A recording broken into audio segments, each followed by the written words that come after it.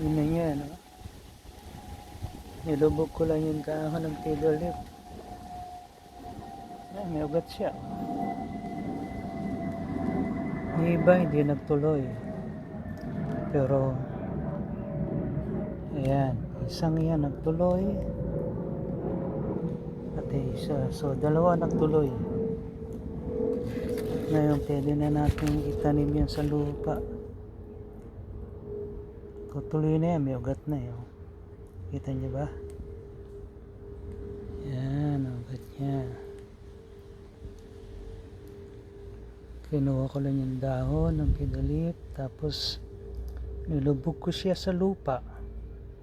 See? Buhay na siya. Lagay na lang natin sa paso at mabubuhay na yan.